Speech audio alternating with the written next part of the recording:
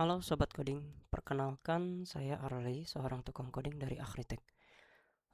Saya akan membuat project baru untuk Rubit, sebuah tempat kursus komputer yang mereka ingin punya website sendiri sebagai media promosi, juga untuk manajemen data pelajaran. Kita akan menggunakan Starter Kit API dari Akritek, yaitu Starter API ini. Di sini kita lihat untuk fiturnya itu sudah lumayan cukup lengkap ya. Jadi untuk sebagai starter kit yang free ini sudah siap digunakan. Dan di sini sudah ada dokumentasinya juga, cara penggunaannya seperti apa.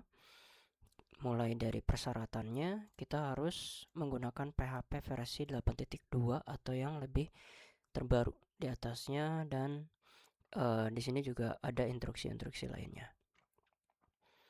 Oke, kita akan langsung aja ya. Yang pertama itu sudah pasti untuk clone sistemnya terlebih dahulu. Nah, karena di sini saya sudah clone, jadi kita skip bagian itu. Kita akan masuk ke bagian uh, setup env-nya. Nah, di sini yang udah saya jalankan yaitu clone dan composer install. Jadi projectnya sebenarnya udah bisa kita setup. Nah, di sini kita akan mulai dari setting env-nya.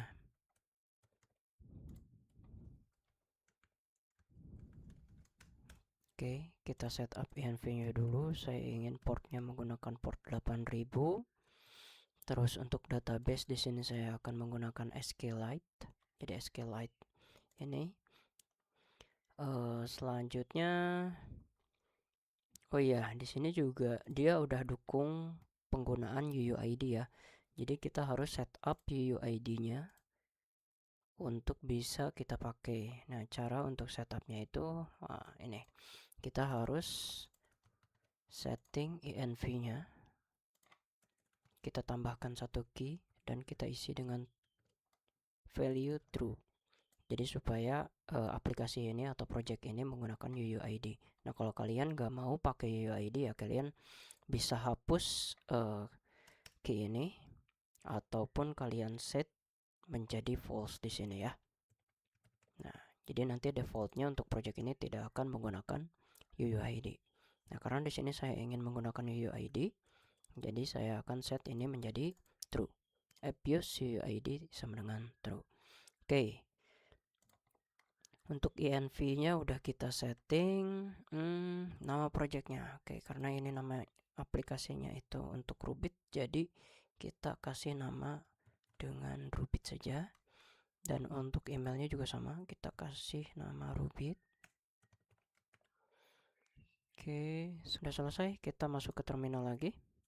Yang pertama, setelah kita setup env, kita running key generate-nya dulu.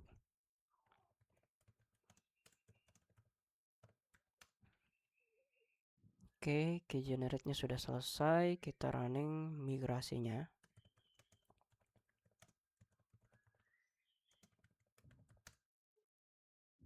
Karena database-nya belum ada, jadi dia ada konfirmasi. Kita isi yes saja. Nah, udah selesai. Kita running servernya. Untuk portnya tadi 8000 ya, oke.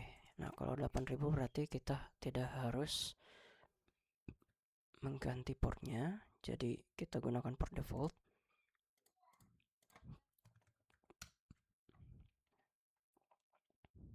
Oke, di sini projectnya sudah running ya. Starter API. Nah, kita coba untuk login. Lihat di dashboardnya rubit.com, dan ini passwordnya itu password @123. Kita masuk. Oke, berhasil ya. Jadi di sini yang sudah ada itu manajemen user. Nah, untuk konten lainnya ini konten dummy.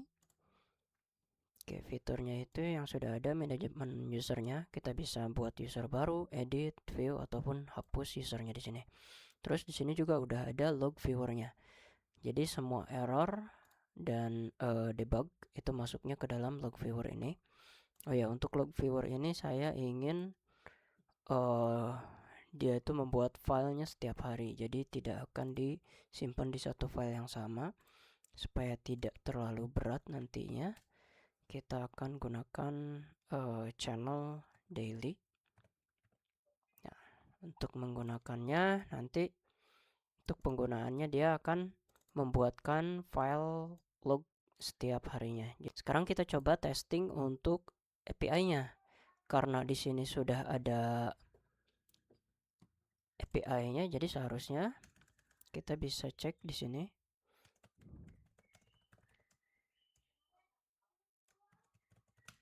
Kita bisa cek di sini root untuk API-nya itu udah ada. Saya di sini menggunakan Bruno untuk API kliennya. Kita akan buka Bruno-nya terlebih dahulu, dan di sini sudah ada satu collection ya. Di sini namanya Rubit, dan ini udah ada loginnya. Kita akan coba testing untuk login sebagai admin. Nah, di sini saya sudah isi email dan juga passwordnya. Kita cek dulu metodenya itu post dan kita kirim ya. Nah, di sini sudah dapat hasilnya, itu kita dapat pesan, terus akses token, tipenya, dan role-nya juga sebagai admin. Oke, kita copy untuk akses tokennya.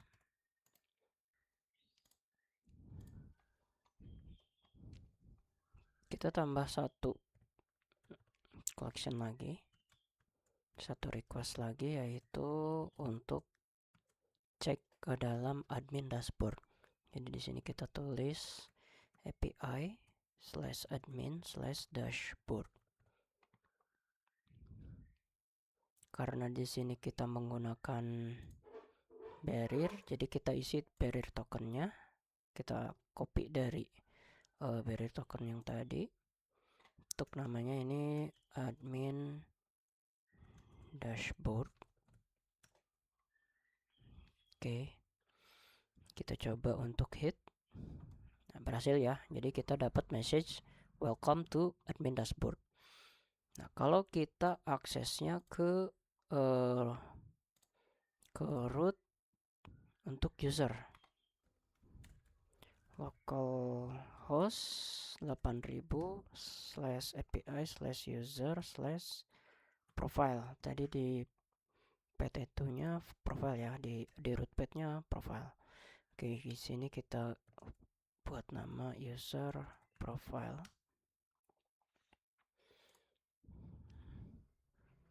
Prefixnya user dan padnya itu profile. Oke, betul ya. Kita coba menggunakan out yang sama, barrier dengan token yang sama dengan yang tadi sudah kita login kan. Kita coba akses. Nah, di sini kita dapat error forbidden 403 ya, karena admin tidak bisa akses root pad untuk user. Nah, kebalikannya juga sama ya. Jadi user tidak boleh untuk bisa akses pad yang admin. Jadi di sini middleware-nya sudah berfungsi, sudah berjalan semestinya. Kita sekarang coba untuk logout. Di sini posisinya karena sudah login, kita coba buat request baru yaitu logout. http localhost 8000/API/out/logout. Oke, nah untuk logout ini kita pakai metodenya post, dan di sini barriernya kita pakai barrier token yang sama.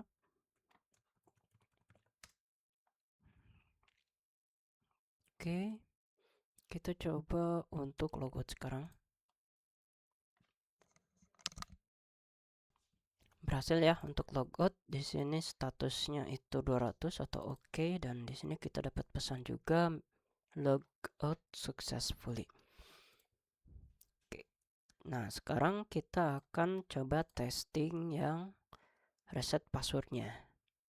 Ini agak repot ya kalau kita buat seperti ini. Jadi kita coba buat satu environment nama local supaya kita set app URL.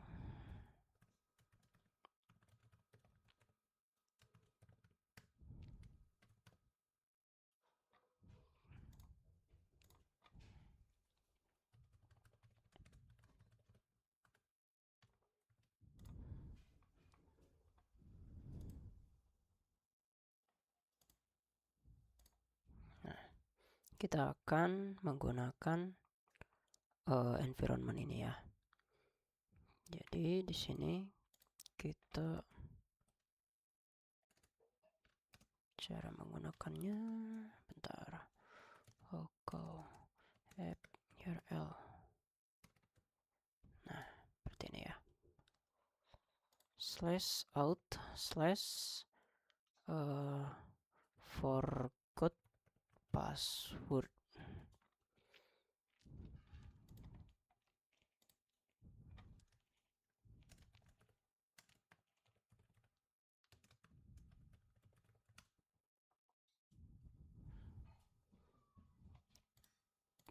Untuk metodenya post dan bodinya kita pakai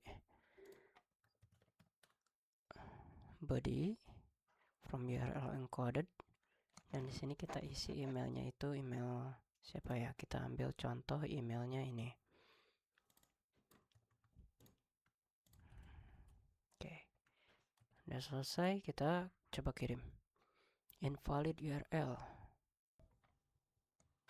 Oh sorry, nah saya belum pilih ininya ya, environmentnya.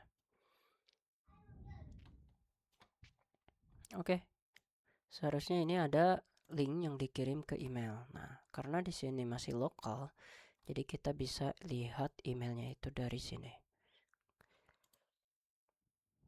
Nah, dari debug ini kita dapat emailnya, reset password. Nah, di sini yang kita perlukan itu tokennya, karena kita akan langsung tembak ke API untuk bisa reset passwordnya. Kita akan menggunakan environment lokal tadi. Sorry, di sininya kita isi dulu post app URL /out/reset password. Jadi nama petnya reset password.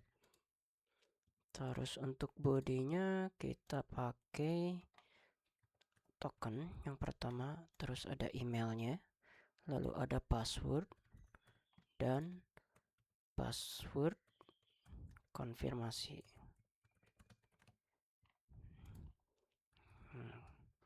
Emailnya itu ini. Terus untuk passwordnya kita isi password baru. Di sini juga kita isi password yang sama.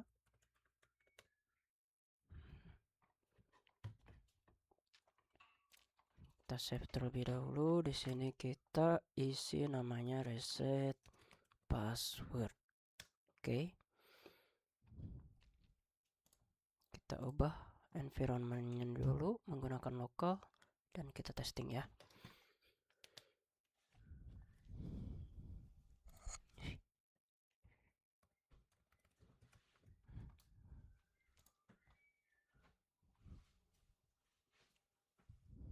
Oke, berhasil.